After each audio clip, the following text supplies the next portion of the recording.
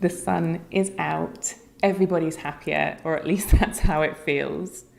I remember my days in complaint handling, and I remember winter months dragging on forever, everybody being really miserable, the complaint volumes increasing as people had less to do, less to get them out of the house and nothing really to do other than avoid the rain.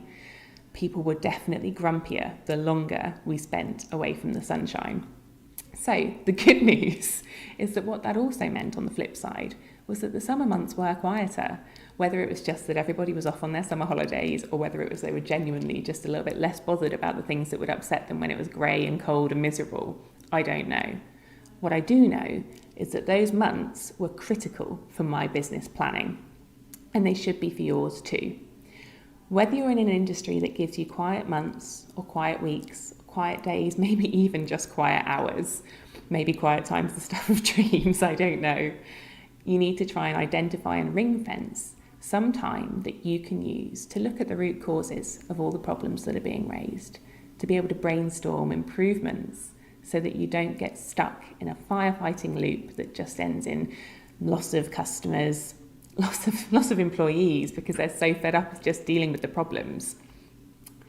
If you can involve your employees, your whole team in brainstorming and looking for the solutions to these problems, then you will find that you can break out of that firefighting cycle. You can use your quieter days, your quieter months to really set you up for the busier times, to make sure you're a little bit calmer, a little bit more in control, and that you're learning at every single step of the way.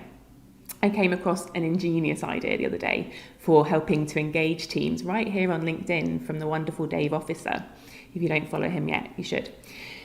He suggested that if you want to get your teams engaged in how they can fix your customers' problems, then actually ask them to make their customers' day the worst possible day they can.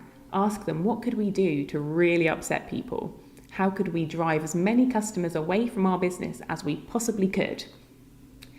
And then once you've got them really fired up and excited about trying to approach it in a slightly different way, you can actually say, fine, brilliant, fantastic. We've got all the possible solutions on how we could make our customers hate us.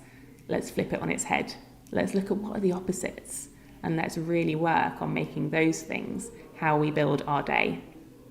So that's my tip for you today, and I hope it helps. It's to look for those quiet times, to look forward to the months that are a little bit easier, and to actively ring fence those so you don't get something else piled onto your desk and you can actually work on proactive problem solution.